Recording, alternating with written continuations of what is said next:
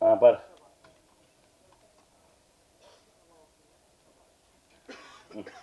Relax. ரொம்ப மகிழ்ச்சி. இந்த திரைப்படத்தில் வேலை பார்த்தது ஒரு பெரிய அருள் அப்படின்னு தான் சொல்லுவேன். என் நண்பன் ஸ்ரீராம் மூலமாக என்கிட்ட வந்துச்சு இந்த ஸ்கிரிப்டு. ஒரு கதையை படிக்கும்போதே தெரிஞ்சிடலாம் அந்த கதையை எழுதினவரோட மனநிலை என்னன்னு தெரியும். அந்த மனசு தான் ராம் சக்ரியை என்கிட்ட கொண்டு வந்துச்சு. ரொம்ப சந்தோஷமாக இருந்தது. இதுதானே சொல்ல நினைக்கிறீங்க, வாங்க சேர்ந்து சொல்லுவோம் அப்படின்னு சொல்லி ஆரம்பித்தோம் இந்த பயணம். இப்போது என் வாழ்க்கையில் ரொம்ப ஒரு முக்கியமான இடத்துல நண்பனாக வந்து நிற்கிறார் இயக்குனர் ராம் சக்ரி. ரொம்ப நன்றி. நான் இந்த மாதிரி மனுஷங்களை பார்க்குறது ரொம்ப அரிது. இவங்களெல்லாம் பத்திரமா பாதுகாத்து வச்சுக்கணும். ஏன்னா நிறைய உண்மையோடையும் நிறைய எளிமையோடையும் நம்மளால் அந்த சமூகத்துக்கு ஏதாவது ஒரு பங்கு இருந்துடணும், எல்லாரும் நல்லா இருக்கணும் அப்படின்னு நினைக்கிறவங்க ரொம்ப குறைவு. அப்படி இருக்கிறவங்களால தான் அந்த உலகமே இயங்குதுன்னு நான் நினைக்கிறேன். நன்றி சார், நன்றி. வாழ்க. இந்த படத்தில் என்னோடு நடித்த எல்லாருமே, ஏன்னா அவர் வந்து எப்படின்னா எனக்கு அவருக்கு எப்படி சிங்க் ஆச்சு நான் நினைக்கிறேன் அப்படின்னா, நான் எதையுமே யோசிக்கவே மாட்டேன். நான் டக்குன்னு முன்னாடி கால் எடுத்து வச்சிருவேன். ஆனால் அவர் நிறைய யோசிப்பார். எனக்கு அவர் அப்படியே ஆப்போசிட். அவர் இந்த படத்தில் ஒருத்தர் செலக்ட் பண்ணியிருக்காங்க அப்படின்னா அவ்வளோ ஆழமாக யோசித்து அதுக்கு ஒரு 4 ஆப்ஷன் பார்த்து அதில் ஒரு ஆப்ஷனை கண்டுபிடிச்சி ரொம்ப க்ளீனாக கொண்டு வந்து நிறுத்தியிருப்பார். அதனால தான் இந்த படத்தில் அவ்வளோ பேரும் அவ்வளோ அழகாக நடிச்சிருந்தாங்க. எல்லோருக்கும் என்னுடைய மனமார்ந்த நன்றி, வாழ்த்துக்கள். கோதண்டம் சார், நீங்கள் சொன்னது முதல்ல புரிஞ்சது. அப்புறம் எதையோ ஆண்களை தூக்கிட்டு பெண்களை குறைச்சிட்டோம்ன்ற பதட்டத்தில் வேற ஒன்று சொல்லி மொத்தத்தையும் எனக்கு என்ன சொன்னீங்கன்னு கடைசி சரி ஏதோ சொல்லியாச்சு. ஆனால் அவங்க மனசு புரிஞ்சது. வாழ்த்துக்கள். எல்லோருக்கும் என்னுடைய மனமார்ந்த நன்றி. என் தம்பி கேமராமேன் ஒருத்தர் நமக்கு ரொம்ப பிடிச்சா தான் அவங்கள பார்த்து சத்தம் போடுவோம். முதல் நாளோ 2வது நாளோ சத்தம் போட்டேன். நான் மனசு கேட்கல. திரும்ப கேரன் கூப்பிட்டு அந்த தோளில் கை போட்டு, ரொம்ப நல்லா வர வேண்டியவன்டா, என்னமோ ஒன்று நடக்குது, அது சரி பண்ணிக்கும் அப்படின்னு சொல்லி ஒரு 5 நிமிஷம் பேசினேன். அதற்கு பிறகு ரொம்ப ரொம்ப சரியாக போச்சு. கடைசி நான் படம் பார்த்தோன்னே ரொம்ப வியந்துட்டேன். படம் பார்த்தோன்னே அந்த லென்சிங் சென்ஸ், அது எங்கள் டைரக்டர் அடிக்கடி சொல்லுவார். எந்த இடத்துல எந்த லென்ஸை பயன்படுத்தணுன்றது ஒரு கேமராமேனுக்கு தாண்டா தெரியும், அவன் தான் சரியான கேமராமேன் அப்படின்னு சொல்லுவார். ரொம்ப அழகாக பயன்படுத்தியிருந்தார். நான் படம் பார்த்த உடனே முதல்ல கூப்பிட்டேன், வாழ்க, இன்னும் பெரிய இடம் இருக்குது உனக்கு சினிமாவில், வாழ்த்துக்கள் வாழ்த்துக்கள். அதெல்லாம் பண்ண டெக்னீஷியன்ஸ் எல்லாருமே, சங்கர் சூப்பராக பண்ணார். நான் அந்த படம் ஷூட்டிங் போயிட்டு இருக்கும்போது நான் ஸ்கூல் பஸ்ஸுக்காக ஒரு 4-5 பஸ்ஸை வச்சு ஒரு ஆக்சிடென்ட் சீக்வன்ஸ் எடுக்க போகிறேன்டா தம்பி, இது எப்படி எனக்கு டிசைன் பண்ணணும்னு தெரியல அப்படின்னு சொல்லி கேட்டுட்டு இருக்கும்போது எனக்காக போய் 4 பஸ் வாங்கிட்டு வந்து கொடுத்தேன். பஸ்ஸுன்னா இந்த பஸ்ஸு, குட்டி பஸ் வாங்கிட்டு வந்து கொடுத்து, இதை வச்சு பண்ணுங்கண்ணே, இப்படி பண்ணுங்கண்ணேன்னு சொல்லி எனக்கு கொடுத்தான். அந்த மாதிரி ஒரு அற்புதமான ஒரு உழைப்பாளி. இது பண்ணுவோமா அது பண்ணுவோமா அப்படி இப்படின்னு தேடிக்கிட்டே இருக்கக்கூடிய ஒரு உழைப்பாளி. மியூசிக் டைரக்டர் சார், உங்களுடைய மனசு ரொம்ப பெரிய மனசு சார். அதான் கேட்டேன் என்னங்க அப்படின்னா, இல்லை என் பேர் போட வேண்டாம், கம்பெனி பேரை போடுவோம், இதில் என் உழைப்பு மட்டும் இல்லையே, இதில் கிட்டத்தட்ட 100கணக்கான பேரோட உழைப்பு இருக்குது, இது எல்லாருக்கும் பொதுவானது, இதில் கிடைக்கிற விஷயத்தெல்லாம் எல்லாருக்கும் கொடுப்போம் அப்படின்ற ஒரு மனசு இருக்குல்ல, அந்த மனசுக்கு வேறு ஒரு தளம் கிடைக்கும் சார். உங்களுக்கு வாழ்த்துக்கள். அப்புறம் எடிட்டர் சார், உங்களுக்கு நேற்று ஐயா படம் பார்த்துட்டு ரொம்ப நேரம் சொல்லிகிட்டே இருந்தார், யார் எடிட்டர்னு உங்களை பற்றி ரொம்ப நேரம் பேசிகிட்டே இருந்தார். அப்புறம் மாஸ்டர், நான் என்னமோ பெரிய பிரேக் டான்ஸ் ஆடுற மாதிரி பேசுகிறீங்க, ஏதோ ஆட்டோன்ற பேரில் என்னமோ ஒன்று பண்ணிகிட்டு இருந்தேன், அது வந்து சேர்ந்துருச்சு. ரொம்ப தேங்க்ஸ் மாஸ்டர், என்னையும் வந்து ஆட வச்சுட்டீங்க, ரொம்ப மகிழ்ச்சி மாஸ்டர், தேங்க்யூ. காஸ்டியூம்ஸ் மேடம் நல்லா இருந்தது, உண்மையிலே நல்லா பண்ணியிருந்தீங்க, தேங்க்யூ. என் மகன் சூப்பரா கலக்கிறடா. எங்கள் எல்லாத்தையும் விட அவங்க தான் வந்து சப்ஸ்கிரைபர்ஸ் ஜாஸ்தி, வியூவர்ஸ் ஜாஸ்தி, நாங்களாம் குறைவு, குட்டி புலி அப்படின்னா தேசத்துக்கே தெரியும். இன்னும் நல்லா அவனுடைய எனர்ஜிக்கு என்ன கடலில் தூக்கி போடவா போடு அப்படின்றான். அப்போ அது தான் ஏதே எப்படா வந்துடுவேன், நான் வந்துடுவேன், நீங்கள் தான் இருக்கீங்கல்ல, என்னை தூக்கி போடுங்க அப்படின்னு சொல்லி அவ்வளவு எனர்ஜியாக, ஏன்னா நம்ம ஊருக்காரன், அதனால் அந்த எனர்ஜி ரொம்ப சந்தோஷமாக இருந்தது. அற்புதமாக வேலை பார்த்தோம். தேங்க்யூ. எல்லோருக்கும் என்னுடைய மனமார்ந்த நன்றி. ஸ்ரீ சரவணன் ரொம்ப நல்லவன், வாழ்த்துக்கள் சரவணா. அழகுடா. ஒரு 2003 2004 நாங்கள் ஒர்க் பண்ணிட்டு இருந்த காலகட்டம் தான். இங்கே ஒரு சரவணா இருக்கான், நிகில் நண்பர், அப்புறம் செந்தமிழன் அப்படின்னு சொல்லி ஒரு நண்பர். கேபி சாரோட பட்டறையில் வேலை பார்த்துட்ருக்கோம். எல்லாரும் எழுதுவாங்க, வேலை செய்வாங்க. ஆனால் செந்தமிழனோட எழுத்துக்கு ஒரு மிகப்பெரிய ஃபேன். மைக்ரோ தொடர்கள், மேக்ரோ சிந்தனைகள்னு ஒன்று போயிட்டுருக்கோம். செந்தமிழன் எழுதுவாரா அப்படின்னு காத்துட்டு இருந்த கதைகள்லாம் நிறையா இருக்குது.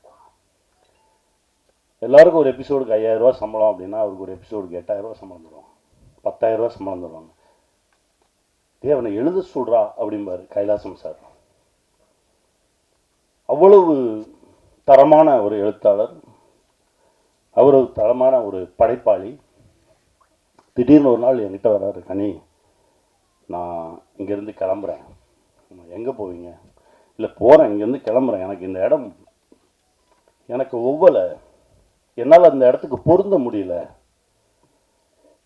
மூச்செல்லாம் அடைக்கிற மாதிரி இருக்கு, படுத்தா தூக்கம் வர மாட்டேங்குது, நெஞ்சு அடைக்குது, டாக்டர்கிட்ட போகிறோம், உனக்கு ஒன்றுமே இல்லையன்றாங்க. அப்புறம் ஏன் எனக்கு இந்த இடம் பொருந்தலை? ஸோ பொருந்தாத ஒரு இடத்துல பொருந்தாத ஒரு வேலையை பார்த்துட்டு நான் இருக்கேன்னு எனக்கு தோணுது, அதனால் கிளம்புறேன் அப்படின்னு சொல்லிட்டு அந்த நண்பர் கிளம்பி போயிட்டார். கிளம்பி போனதுக்கப்புறம் அந்த நண்பர் கொஞ்ச நாள் நினச்சிக்கிட்டு இருந்தோம், அதுக்கப்புறம் மறந்துட்டோம். கிட்டத்தட்ட ஒரு 18 ஆண்டுகளுக்கு பிறகு இப்போது ஒரு கோவிட் முடிஞ்ச டைம், கோவிட் முடிஞ்சு படப்பிடிப்பு நடந்துகிட்ருக்கு.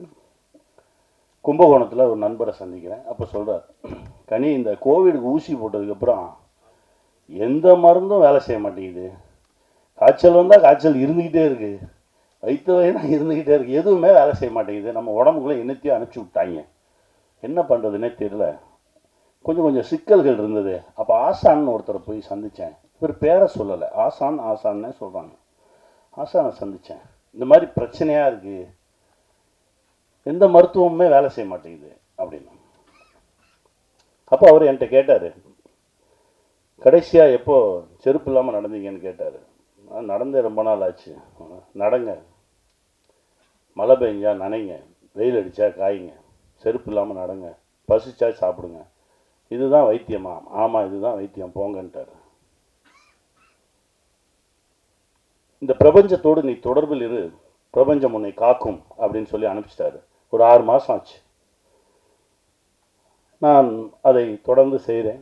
ஒரு 6 மாதம் கழித்து பார்த்தா என் உடம்புல இந்த பிரச்சனைகள்லாம் கொஞ்சம் கொஞ்சமாக குறைய ஆரம்பிச்சுது.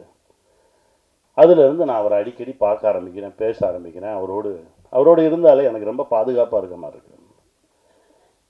எனக்கு ரொம்ப ஆச்சரியமாக இருந்தது. நான் உடனே அவரை பார்க்கணும், ஏன்னா நாளைக்கு எனக்கு படப்பிடிப்பு முடியுது, நான் இங்கேருந்து கிளம்பி போகும்போது எப்படியும் தஞ்சாவூர் வழியாக தானே போகணும், நான் அவரை பார்க்கணும். நீங்கள் கேளுங்க. அவர் எங்கிட்ட சொன்னது நைட்டு ஒரு 9:45 10 மணி.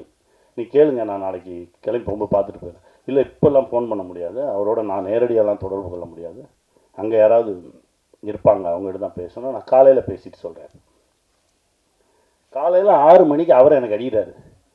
அவர் உங்கள் ஃப்ரெண்டாம்பா அப்படின்னாரு. ஏன் ஃப்ரெண்டா, என்ன சொல்கிறீங்க அப்படின்னு. இல்லை உங்களை வரும்போது வந்து பார்த்துட்டு போக சொன்னார்.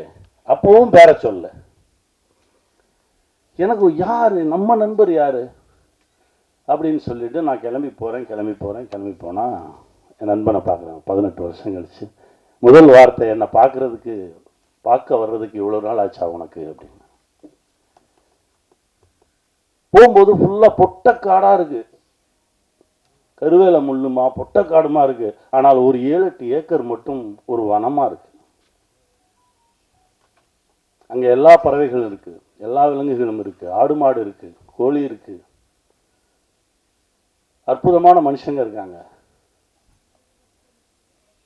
என் நண்பன் அப்படியே கட்டி தழுவிட்டு கொஞ்ச நேரம் நின்று, என்ன இது, என்ன பண்ணிக்கிட்டு இருக்கீங்க அப்படின்னா, அதுக்கப்புறம் தான் எனக்கு பல விஷயங்கள் தெரிய வருது. கிட்டத்தட்ட ஒரு 62 புத்தகங்கள் எழுதியிருக்கிறாரு.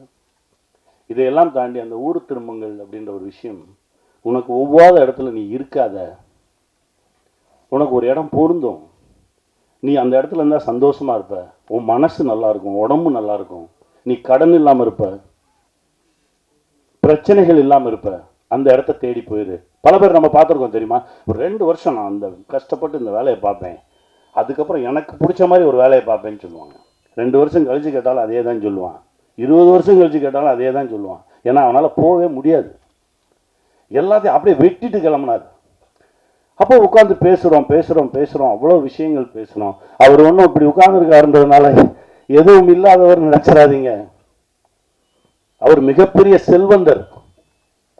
ஏன்னா அதை தான் நான் உங்களுக்கு சொல்லணும். ஏன்னா விட்டுட்டு போ அப்படின்னா போய் சும்மா உட்காந்துருக்க சொல்கிறானோன்னு மட்டும் நினச்சிடாதீங்க. பிடிச்ச வேலையை செய்யும்போது பல விஷயங்கள் நம்மளை தேடி ஒரு மிகப்பெரிய செல்வந்தர். ஆடு மாடுகள், சொந்தங்கள், ஆயிரக்கணக்கான சொந்தங்கள். அவர் சொன்னதை கேட்டு அவரை மாதிரியே இருக்கக்கூடிய மனிதர்கள் பல பேர், மிகப்பெரிய வேலைகள் இருந்தவங்களாம் நமக்கு பிடிக்காத ஒரு வேலையை செஞ்சுக்கிட்டு இருக்கோம், பிடிச்ச மாதிரி இருப்போம், சந்தோஷமாக இருப்போம், வாழ்கிற வாழ்க்கையை மகிழ்ச்சியாக வாழ்வோம்னு சொல்லி திரும்பி வந்தவங்க தமிழ்நாடு பூரா அங்கங்கே இருக்காங்க, தேசம் முழுவதும் இருக்காங்க. அவர்கள் எல்லோரும் செல்வந்தர்களாக தான் இருக்காங்க. காலையில் ஜிம்முக்கு போயிருந்தேன், ஒருத்தர் வந்து சொன்னார், சார் நம்ம பிரைம் மினிஸ்டர் அடுத்த லாக்டவுனுக்கு ரெடி ஆகிக்குங்கன்னு சொன்னார், கவனிச்சிங்களா அப்படின்னாரு. ஆமாம் சொல்லுவார், என்ன செய்ய தயாராகணும் சார். என்ன சார் செய்கிறது? எனக்கு ஒரு சந்தோஷம், ஏன்னா எங்ககிட்ட நல்ல குடிநீர் இருக்குது, நல்ல காற்று இருக்குது, நல்ல உணவு இருக்குது. ஏன்னா நாங்கள் எல்லாருமே இந்த மாதிரி விஷயத்தை எதிர்நோக்காமல் தற்சார்பு வாழ்க்கைக்கு வந்தவர்கள். இந்த ஊர் திரும்பினவங்க எல்லாருமே தேசம் முழுவதும் இருக்காங்க. அதனால தான் சொல்ல, முடிஞ்ச வரைக்கும் அடுத்தவர்களோடு நமக்கு இவங்களால தான் நம்ம லைஃபு, இவங்கள வச்சு தான் நம்ம சாப்பிட்ணும் அப்படின்ற ஒரு நிலையை கொஞ்சம் கொஞ்சமாக குறைச்சிக்கிட்டு வந்து நம்ம தற்சார்புக்குள்ளே வந்துட்டோம் அப்படின்னா நம்ம தான் இந்த உலகின் ஆகச்சிறந்த செல்வந்தன், நம் இந்த உலகின் மிக சந்தோஷமானவன். இதை நிரூபிப்பது தான் இந்த, இதை சொல்ல வந்தது தான் இந்த படைப்பு. இந்த படம் ஷூட்டிங்கில் இருக்கும்போது, துபாயில் இருக்கும்போது ரொம்ப எமோஷனலாக ஒரு சீன் போயிட்டு இருக்கும்போது நான் எங்கள் இயக்குனர்கிட்ட இது தானே சொல்ல வரீங்க அப்படின்னு சொல்லி ஐயா பேசின ஒரு ஆடியோ போட்டேன். அவர் அப்படியே எந்திரிச்சு, எனக்கு ஊருக்கு போனோடனே நான் அவரை பார்க்கணும் அப்படின்னாரு. கையை பிடிச்சி வாங்க கூட்டிகிட்டு போனேன். அதாவது காரைக்கால் அம்மையார் எழுதிய பாடல்கள், இறைவனை நோக்கி காரைக்கால் அம்மையார் எழுதிய பாடல்களை இப்போ நம்ம இஷ்டத்துக்கு டியூன் போட்டுக்கிறோம்ல, அது இல்லை. அவர்கள் என்ன மாத்திரையில் அதை டியூனாக போட்டு இறைவனோடு தொடர்பு கொண்டார்கள் அப்படின்ற அந்த மாத்திரை அளவை வைத்து அப்படியே அந்த பாடல்களை இப்போ பாடிக்கிட்டு இருந்தாங்க. அந்த நிகழ்ச்சிக்கு நாங்கள் போனோம். அப்போ இயக்குனர் என்கிட்ட சொல்றாரு, எங்கேயோ ஒரு தேவலோகத்தில் இருக்கிற மாதிரி. ஏன்னா முழுக்க இரவு அந்த நிகழ்வு மட்டும் நடக்குது. 2 பேரும் அப்படியே ஒரு வேற ஒரு உலகத்தில் அப்படியே மிதந்தோம். பேசினா பேசிட்டே போகலாம். என் நண்பனை இத்தனை ஆண்டுகளுக்கு அப்புறம் திரும்ப கண்டுபிடிச்சது, சந்திச்சது, இது கூட இறை அருள் தான் நான் நினைக்கிறேன். வந்தவொடனே சரவணனை பார்த்து கட்டி பிடிச்சி அவங்க மகிழ்ந்துக்கிட்டது அவ்வளோ சந்தோஷமாக இருந்தது. ஊர் திரும்பி வந்துடுங்க, உங்களுக்கு பிடிச்ச இடத்துல இருங்க, சந்தோஷமாக இருங்க அப்படின்னா எல்லாத்தையும் உதவி விட்டு ஓடுறது கிடையாது. நம்ம இப்போ இருக்கிறத விட இன்னும் செல்வ செழிப்போடு, அதாவது பணக்காரன் வேலை, செல்வந்தன் வேற. பணக்காரன் பிரச்சனையோடய இருப்பான், செல்வந்தன் ரொம்ப மகிழ்ச்சியாக இருப்பான். உங்களை எல்லாரும் செல்வந்தன் ஆக்குறதுக்கான ஒரு விஷயம்தான் இது. இந்த படைப்பில் நிறைய விஷயங்கள் பேசியிருக்கோம், ரொம்ப மகிழ்ச்சி. அதுவும் இந்த நிகழ்வுக்கு வந்து எப்போவுமே டைரக்டர் சொன்னார், சார் நான் வழக்கமாக என்ன செய்வேன், வாங்க இவங்களை கூப்பிடுவோம் சார், நம்ம வந்து செந்தமிழன் சாரை கூப்பிடுவோம், அவர் வந்தால் எனக்கு ரொம்ப மகிழ்ச்சி. நிறைய வேலைகள் இப்போது ஏதோ நடந்திருக்கு. நான் பேசும்போது இல்லை எனக்கு வர இயலாது அப்படின்ற மாதிரி தான் சொன்னாங்க. அதுக்கப்புறம் ராம் பேசினோடனே மனசு மாறி இருக்குது. அந்த வேலை பழுவெல்லாம் கொஞ்சம் தள்ளி வச்சுட்டு எங்களுக்காக வந்ததுக்கு ரொம்ப நன்றி. உங்களுடைய மனசு தான் அது, ரொம்ப சந்தோஷமாக இருக்குது. நேற்று நீங்கள் படம் பார்த்துட்டு அந்த படத்தில் இருக்க அவ்வளோ விஷயங்கள் பேசுனீங்க, ரொம்ப சந்தோஷமாக இருந்தது. உங்களுக்குள்ளே இருந்த அந்த இயக்குனரும் அந்த தொழில்நுட்ப கலைஞன் திரும்ப வந்தான், எனக்கு அவ்வளோ சந்தோஷம். கார்மேனி செல்வம் திரைப்படம் பாருங்கள். இந்த மாதிரி படைப்புகள் ரொம்ப அரிதாக தான் வரும். இது வெறும் திரைப்படம் இல்லை, நாங்கள் இல்லாமல் போகலாம், ஆனால் அந்த படைப்பு இருக்கும், பேசிக்கிட்டே இருக்கும் உங்களோட. நிறைய சுமையை தூக்காதீங்க.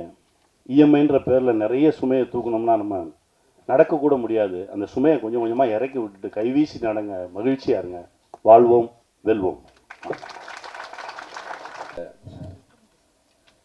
நண்பர் சமுத்திரக்கனி மற்றும் இயக்குனர் ராம் சக்ரி ஆகியோருடைய அழைப்பினால் இந்த நிகழ்வில் நான் கலந்து கொள்ளும் வாய்ப்பு அமைந்திருக்கிறது. நேற்று இந்த திரைப்படத்தை அனைவரும் பார்த்தோம். அந்த படத்தின் கருவிலிருந்து சில கருத்துக்களை அனைவரிடமும் பகிர்ந்து கொள்ள வேண்டும் என்பது என்னுடைய விருப்பம். இந்த திரைப்படம் இன்று உலகில் நிகழ்ந்து கொண்டிருக்கும் ஒரு சூழலை சில மாதங்களுக்கு முன்பே பதிவு செய்திருக்கிறது. வளைகுடா நாடுகளில் பணியாற்றுபவர்களுடைய மன நெருக்கடி இன்று ஒரு போரினால் உருவாகி இருக்கிறது. ஆனால் இந்த திரைப்படம் அதே மன நெருக்கடியை பதிவு செய்கிறது. அது ஆயுதப் போரினால் விளைவது அல்ல, சமூக உளவியல் போரினால் எழுவது. இந்த படம் ஒரு அடிப்படையான கேள்வியை எழுப்புகிறது. தமிழகத்திலிருந்து எதற்காக வளைகுடா நாடுகளுக்கோ அல்லது அது போன்ற நாடுகளுக்கோ வேலைக்கு செல்கிறார்கள்? அப்படி செல்வதற்குரிய நியாயமான காரணங்கள் இருக்கின்றனவா என்ற கேள்வியை இந்த திரைப்படம் மிகவும் அழகாக, உணர்ச்சி அளவில் நேர்மையாக எழுப்புகிறது. நேர்மையான அல்லது நியாயமான காரணங்களின் அடிப்படையில் அந்நாடுகளுக்கு பணிக்கு செல்பவர்கள் ஏறத்தாழ இல்லை அல்லது மிக குறைவு என்பதுதான் இந்த படம் ஒரு கதையின் ஊடாக பதிவு செய்திருக்கக்கூடிய கருத்து. இது நான் முன்னெடுத்து கொண்டிருக்கும் செம்மை ஆசான் பள்ளி என்ற எங்களுடைய அமைப்பு ஏறத்தாழ 10 ஆண்டுகளாக முன்வைக்கும் கொள்கை. நாங்கள் அனைவரும் ஊர் திரும்புங்கள் என்று அழைத்து கொண்டிருக்கிறோம்.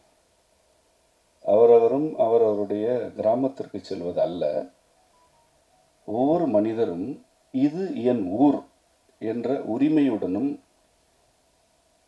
மனம் மற்றும் உடல் நலனுடனும் எங்காவது வாழ இயன்றால் அது அவருடைய ஊர். அது எந்த ஊராக வேண்டுமானாலும் இருக்கலாம். ஏனென்றால் தமிழர்கள் ஏறத்தாழ 7000 ஆண்டுகளுக்கு முன்பே கடலோடிகள் தான். நாம் எல்லா நாடுகளுக்கும் சென்றிருக்கிறோம், திரும்பி இருக்கிறோம், சில வேளை அங்கு தங்கி இருக்கிறோம். நமக்கு இந்த பயணங்களோ அல்லது நாடுகளுக்கு இடையே பரவி வாழ்வதோ புதிதல்ல, அது குற்றமும் அல்ல. கேள்வி என்னவென்றால், நீ எங்கு இருந்தாலும் உடல் நலம் மனநலம் குன்றாமல் இருக்கிறாயா? ஆம் என்றால் அது உன் ஊர், இல்லை என்றால் அது உன் ஊர் அல்ல. இந்த சென்னை மாநகரில் இருப்பவர்களுக்கு இந்த கேள்வி உரியது. அவரவரும் அவரவருடைய மனதில் இதற்கு விடை கூறிக்கொள்ளலாம். வெளியே என்ன பேசினாலும் உள்ளே ஒருவன் இருக்கிறான், அவன் உண்மையை உணர்த்துகிறான் அல்லது அவன் நம்மிடம் உண்மையை எதிர்பார்க்கிறான். எவ்வாறாயினும் உள்ளே இருப்பவனுக்கும் நமக்கும் இடையில் இருக்கும் உறவு உண்மை மட்டும்தான்.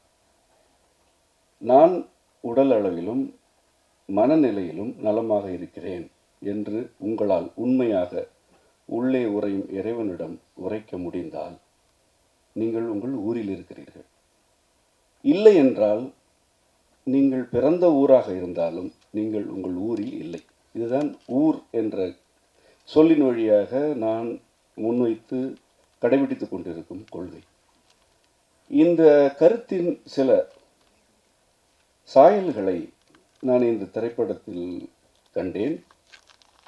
உண்மையில் ராம் சக்ரி எனும் இந்த இளைஞர் என்னுடைய கருத்துக்களை கேட்டுவிட்டு இந்த திரைப்படத்தை இயக்கவில்லை. அவர் திரைப்படத்தை ஏறத்தாழ முடிக்கும் தருவாயில் என்னுடைய உரையை கேட்டு என்னோட நண்பர் கனி வழியாக தொடர்பு கொண்டார். இதுவே இறைவனுடைய ஒரு அரவணைப்பு தான் என்பதனை நான் இந்த மேடையில் பதிவு செய்ய விரும்புகிறேன். அதாவது, உள்நோக்கம் இல்லாமல் அன்பு வழிபட்டு ஒரு கருத்து முன்வைக்கப்படுகிறது என்றால் அந்த கருத்தினை வெல்லச் செய்வதற்குரிய யாவற்றையும் இறைவன் அருளி நிகழ்த்துவான். மாறாக உள்நோக்கம் கொண்ட தன்னலம் கொண்ட கருத்துக்களை அவரவரும் முயற்சித்து தான் நிறைவேற்ற வேண்டும். இன்று இந்த திரைப்படம் வெளிவர இருக்கிறது. இது வெளிவரும் பொழுது உள்ள சூழலை நோக்குங்கள். வளைகுடா நாடுகளில் இருந்து கிளம்பி வர வாய்ப்பற்று நம்முடைய உறவினர்கள் அங்கே இருக்கிறார்கள். இங்கிருப்பவர்கள் அங்கு செல்வதற்கு நினைத்தாலும் அதற்கான அனுமதி மறுக்கப்பட்டு இங்கு இருக்கிறார்கள் என்றால் இதற்கு என்ன பொருள்? ஒரு சூழல் தனக்கு வேண்டுமென்றால் உங்களை அழைக்கிறது, வேண்டாம் என்றால் தூக்கி வீசுகிறது. இது எப்படி உங்களுடைய வாழ்க்கையை உறுதி செய்யும் சூழலாக இருக்கும், அல்லது இது எப்படி உங்களை அன்போடு அரவணைக்கும்? இன்று இந்த நிலை, நாளை இதனை விட கடுமையான சூழல்கள் தான் வர இருக்கின்றன. மிக மிக கூடுதலாக 2030க்குள் இந்த புவி சூழலும் மனித சமூகமும் தலைகீழான நிகழ்வுகளை எதிர்கொள்ளப் போகின்றன. இன்று நாம் ஒரு போர் சூழலில் தான் இருக்கிறோம். உங்கள் வீட்டில் அடுப்பு எரிய வேண்டுமா இல்லையா என்பதை எங்கோ இருக்கும் ஒரு நாடு தீர்மானித்து விட்டது. இதுவே போர்தான். இது ஏன் நிகழ்கிறது என்ற கேள்வி இல்லாமல் இதிலிருந்து எப்படி தப்புவது என்று மட்டும் நீங்கள் எண்ணுவீர்கள் என்றால், இதனை விட கடுமையான நிகழ்வுகள் நிகழும் பொழுது உங்களால் தப்ப இயலாது. இது யாவர் மீதும் இருக்கும் அக்கறையின் வெளிப்பாடே அன்றி யாரையும் அச்சுறுத்துவதல்ல. பொதுவாக நான் என்னுடைய மாணவர்களிடம் கூறுவதும் கடைபிடிப்பதும் ஒன்று உண்டு. யாரையும் அச்சுறுத்தக்கூடாது, தீமை நிகழ்ந்துவிடும் என்று சொல்லக்கூடாது. ஆனால் தீமை நிகழ்ந்தால் எப்படி அதிலிருந்து மீண்டு வர வேண்டும் என்ற கல்வி மிக மிக இன்றியமையாதது. நீ கெட்டு போவாய் என்று கூறுவதல்ல நோக்கம். கெடுக்கும் சூழல் வந்தால் எப்படி மீண்டு வர வேண்டும் என்று உணர்த்துவதும் அறிவுறுத்துவதும் தாய்மை. அந்த தாய்மை ஒவ்வொருவருக்கும் இருக்க வேண்டும். அது இந்த திரைப்படத்தின் வழியாக ஒரு கதையாக வெளிப்பட்டிருக்கிறது என்றுதான் நான் பார்க்கிறேன். ஊர் திரும்புதல் என்பது பொருளாதார வாய்ப்புகளை தூக்கி வீசிவிட்டு வெறும் கையோடு நிற்பது அல்ல. நீங்கள் உங்களுக்கு உரிய உடல் மற்றும் மனநலுடன் வாழ்வதற்கு எந்த சூழல் உகந்ததோ அதனை நீங்கள் ஏற்படுத்திக் கொள்ள வேண்டும். இன்று நோய் பெருக்கம், மனநோய் பெருக்கம் ஆகியன நீக்கமர நிறைந்துவிட்டன. நீங்கள் வெற்றிகளை பற்றி நிறைய உரையாடுகிறீர்கள். நான் எதனை வெற்றி என்று உங்கள் வாழ்க்கையில் காண்பது? உங்கள் அனைவரையும் எனக்கு தெரியாது, தெரிந்து கொள்ள வேண்டிய தேவையில்லை. ஆனால் இந்த கூட்டம் வெற்றிகரமாக வாழ்கிறது என்று நான் எதனை வைத்து நம்புவது அல்லது புரிந்து கொள்வது? இது 30 அடுக்கு மாடி கட்டிவிட்டது என்பதனாலா, அல்லது குறிப்பிட்ட வாகனத்தில் வருகிறது என்பதனாலா, அல்லது இவர்களுடைய ஆடைகளும் அணிகலன்களும் விலை உயர்ந்தன என்பதனாலா? இவையெல்லாம் வெற்றியா? எந்த முகம் நோயற்று இருக்கிறதோ அது வெற்றிகரமான முகம். எது உடல் நலனில் குன்றாத உடலாக நலனில் குன்றாத உடலாக இருக்கிறதோ அது வெற்றிகரமான உடல். எவருக்கு உறக்கம் பற்றிய கவலையே இல்லையோ அவர் வெற்றிகரமான மனிதர். அப்படி மனிதர்கள் இருக்கையில் பார்ப்பதற்கு மகிழ்ச்சியாக இருக்கும். ஆனால் இந்த மாநகரமும் நம்முடைய மக்களை பணியாளர்களாக அமர்த்தி இருக்கும் பல்வேறு உலகின் நாடுகளின் மாநகரங்களும் வெற்றிகரமான மனிதர்களை வளர்த்தெடுக்கின்றன. அந்த வெற்றிகள் யாவும் கருவிகள் வாங்குவதிலும் பொருள் சேர்ப்பதிலும் இருக்கின்றனவே அன்றி உடல் மற்றும் மனநலம் சார்ந்தவையாக இல்லை. மாறாக உடல் நலமும் மனநலமும் முதலீடாக வைக்கப்பட்டு வீடுகள் வாங்கப்படுகின்றன, வாகனங்கள் வாங்கப்படுகின்றன. இங்கு உடலே முதலீடு என்று ஆகிவிட்டது. உடல் பண்டமாகிவிட்டது. இந்த உடல் எனும் பண்டத்தை இரவு பொழுது உறங்காமல் இருந்து தேய்த்து சிதைத்து ஒரு பொருள் வாங்கப்படுகிறது, ஒரு அணிகலன் வாங்கப்படுகிறது, ஒரு பெருமை தேடிக்கொள்ளப்படுகிறது. இது எங்கே போய் முடியும்? நீங்கள் எப்படி பிணிகளிலிருந்து விடுபடுவீர்கள்? நீங்கள் எப்படி மனநலனில் மேம்படுவீர்கள் என்பதுதான் எனக்கு இருக்கும் அக்கறை. இதனை நாங்கள் எங்களுடைய ஆசான் பள்ளியின் வழியாக ஒரு கருத்தாக முன்னெடுத்து செல்கிறோம். பலர் என்னுடைய இந்த கொள்கைகளின் வழியாக ஊர் திரும்பிக் கொண்டு இருக்கிறார்கள். அது தீர்வு. ஒரு திரைப்படம் எல்லாவற்றையும் பேசி விடாது. அப்படி பேசினால் அது திரைப்படம் என்ற வடிவத்தில் இருக்காது. இந்த திரைப்படம் ஊர் திரும்புதல் என்ற கருத்தை உணர்ச்சி அளவிலும் நேர்மையாகவும் பதிவு செய்திருக்கிறது. இதில் வரும் குடும்பம், அந்த செல்வம் என்ற பாத்திரத்தில் நடித்த நண்பர் கனி உடைய குடும்பம் ஒரு குடும்பம் அல்ல, அதுதான் குடும்பம். அதுதான் தமிழகத்தின் பெரும்பான்மை குடும்பம். ஒரு குடும்பத்தின் உணர்ச்சி போராட்டங்கள் 10 இருந்தால் ஏறத்தாழ அதில் 7 இந்த படத்தில் கதையாக பதிவு செய்யப்பட்டிருக்கின்றன. இரவு கண் விழிப்பதற்கும் பொருள் ஈட்டுவதற்கும் உள்ள தொடர்பை இந்த படம் மிக அற்புதமாக காட்சிப்படுத்துகிறது. இரவு கண் விழிப்பது ஒரு பாவம். பசிக்கும்போது உண்ணாதிருப்பது இறைவனுக்கு செய்யும் துரோகம். ஏனென்றால் உள்ளம் பெருங்கோயில் ஊன் உடம்பு ஆலயம் என்பது நமக்கு மந்திரம். அதுவே உண்மை. இந்த உடலை அம்மையும் அப்பனும் நமக்கு தங்கள் கோயிலாக வடிவமைத்து அருளியிருக்கிறார்கள். இதில் நீங்கள் மகிழ்ச்சியாக இருக்க வேண்டும், விருப்பமானவற்றில் ஈடுபட வேண்டும், களிப்புடன் இருக்க வேண்டும். இந்த மகிழ்ச்சி, களிப்பு ஆகியவை யாவும் இந்த கோயிலை அதன் ஒழுங்குடன் பாதுகாப்பவையாக இருக்க வேண்டும். இந்த கோயில் சிதையும்படி எதையும் செய்யக்கூடாது. இதுதான் நமக்கு நம்முடைய இறையியலாளர்கள் அருளி செய்த மந்திரம். ஆனால் இங்கு என்ன நிகழ்கிறது? இந்த உடல் ஒரு கோயிலாக இல்லை, இது ஒரு வணிக கட்டடமாக வாடகைக்கு விடப்படும் ஒரு கட்டடம் போல் நடத்தப்படுகிறது. ஒவ்வொருவரும் உடல் நலனை சிதைத்து கொண்டுதான் பொருள் ஈட்டுகிறார்கள். ஒரு ஓட்டுநரோ அல்லது உயர் அலுவலரோ ஒரு நடிகரோ இயக்குனரோ எவராக இருந்தாலும் உடல் நலனை சிதைக்காமல் பொருள் ஈட்டுவதில்லை. பசிக்கும் போது உண்ண வேண்டும், இரவு பொழுது இளைப்பாற வேண்டும், இவ்வளவுதான்.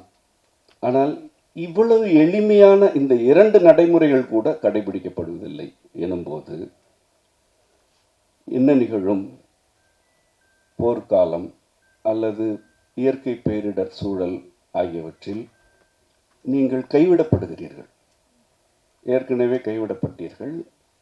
இன்று மிக தெளிவாக அரசுகளால், நிறுவனங்களால் கைவிடப்படுகிறீர்கள். உங்களுக்கு தகவல் தான் சொல்லப்படுகிறது, இனி தகவல் தான் சொல்லப்படும். உங்களை நீங்களே பார்த்து கொள்ளுங்கள், நீங்கள் வீட்டில் இருந்து பணி செய்யுங்கள், உங்களுடைய பொருள் பயன்பாட்டை குறைத்து கொள்ளுங்கள் என்று அரசுகள் உங்களுக்கு தகவல் சொல்லும். நீங்கள் மீறினால் தண்டிக்கப்படுவீர்கள். அரசுகளும் நிறுவனங்களும் உங்களை கைவிடுகின்றன. அதனையாவது நீங்கள் புரிந்து கொள்ள வேண்டும். எந்த அரசாலும் இனி வரும் சூழல்களில் எல்லோரையும் காப்பாற்றவும் இயலாது. மனித சமூகம் அந்த நிலைக்கு சென்று விட்டது. இப்பொழுது ஒவ்வொரு மனிதரும் தத்தம் உடல் மற்றும் மனநலனை மேம்படுத்துவதற்கு முதலில் செய்ய வேண்டியது, இந்த உடல் என் கோயில், இந்த உடல் என் இறைவன் எனக்கு அருளியது என்ற உண்மையை துளி அளவாவது ஏற்றுக்கொள்ள வேண்டும். அப்படி ஏற்றுக்கொண்டால் இவ்வுடலை சிதைக்கும் வண்ணம் நீங்கள் இரவு கண் விழித்து பணியாற்ற மாட்டீர்கள். பசிக்கும் பொழுது முறையான உணவு உண்ணாமல் தவிர்க்க மாட்டீர்கள். இந்த 2இல் இருக்கிறது உங்கள் வாழ்க்கையில் ஊர் திரும்பும் பயணத்தின் தொடக்கம். மீண்டும் கூறுகிறேன், பசிக்கும் பொழுது முறையான உடலை சிதைக்காத உணவு பழக்கம் வேண்டும். இரவு பொழுது இளைப்பாற வேண்டும். இந்த 2ஐ ஒருவேளை நீங்கள் கடைபிடித்தாலே உங்கள் வாழ்க்கை மேம்படும். ஆனால் ஒட்டுமொத்த சமூகத்தின் பொருளாதார நிலைமையை ஆட்டம் கண்டு போகும். நான் இரவு இனி இளைப்பாறப் போகிறேன் என்று சொன்னாலே நாட்டின் பொருளாதாரமே சரிந்து போகும். அந்த அளவுக்கு உங்களுடைய உடல் ஒரு பண்டமாக மாற்றப்பட்டு இங்கு கட்டமைப்புகள் எழுப்பப்பட்டிருக்கின்றன. நீங்கள் ஒவ்வொருவராக இந்த உண்மைகளை புரிந்து கொண்டு உங்கள் உடலை பண்டம் என்று நோக்காமல் இறைவன் உறையும் கோயில் என்று விளங்கிக் கொண்டு வாழ்க்கையை மேம்படுத்திக் கொள்வதற்கு இந்த கருத்துகள் ஒரு துளி ஈரத்தை விதைக்கட்டும் என்று கூறி இந்த திரைப்பட கலைஞர்கள் யாவருக்கும் மற்றும் இந்த உரையை செவிமடுக்கும் யாவருக்கும் அம்மையப்பர் அருள் நிறைக என கூறி முடிக்கிறேன். நன்றி, வணக்கம். நன்றி. அடுத்ததாக